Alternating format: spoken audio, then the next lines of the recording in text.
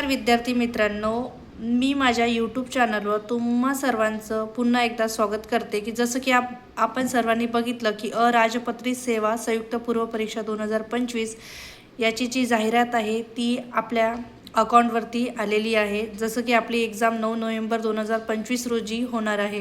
तर आपण बघू शकता की त्या एक्झाममध्ये कसे म्हणजे किती पदं आलेले आहे। तर एकूण 282 पदाची जी जाहिरात आहे ती महाराष्ट्र लोकसेवा आयोगाच्या मार्फत जाहिरात प्रसिद्ध करण्यात आलेली आहे। तर आपण बघू शकता की आपल्या कास्टनुसार प्रत्येकाला किती वॅकन्सी आहे आणि कशा पद्धतीची जी जाहिरात आहे। राज्य कर निरीक्षक म्हणजे एस टी आयसाठी 279 पदे आहे।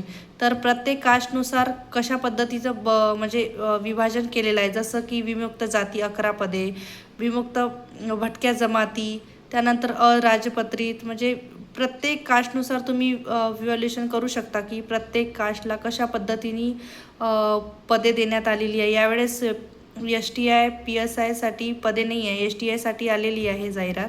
एस टी आयसाठी चांगले पदं आहे 279। बघा खूप सारे पदं आहे एस टी आयच्या मानाने, पण राज्य कक्ष अधिकारीसाठी फक्त 3च पदे आहे। आणि आय होप की पी एस आयसाठी पुन्हा एकदा जाहिरात येईल, आपण आशा करू। तर बघा अर्ज सादर करण्याचा जो कालावधी आहे तो 1 ऑगस्ट 2025 रोजी चालू होणार आहे, म्हणजे आपल्या 2 दिवसानंतर। आणि 21 ऑगस्टपर्यंत आपण अर्ज करू शकतो।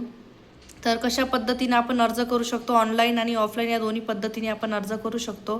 त्यानंतर इतर माहिती जी आहे ना ती माहिती पण देण्यात आलेली आहे की कशा पद्धतीने कोणाला किती आरक्षण आहे, महिलांना किती आरक्षण आहे, कशा पद्धतीने आपण म्हणजे हे करू शकतो, खेळाडूचं आरक्षण कोणतं आहे, त्यानंतर दिव्यांग आरक्षण आहे। अशा वेगवेगळ्या पद्धतीचं जो आरक्षण आहे तो सर्व आरक्षण यामध्ये देण्यात आलेलं आहे। तुमच्या वेळ काढून तुम्ही हे सर्व वाचून घ्या। मी याची जी लिस्ट आहे ती आपल्या चॅनलवरती शेअर करेल आणि काय काय पात्रता आहे, कोणकोणत्या गोष्टी लागणार आहे, विमुक्त जाती जमातीसाठी कोणत्या गोष्टी आहे, या सगळ्या गोष्टी या जाहिरातीमध्ये म्हणजे ठळकरित्या दिलेल्या आहे।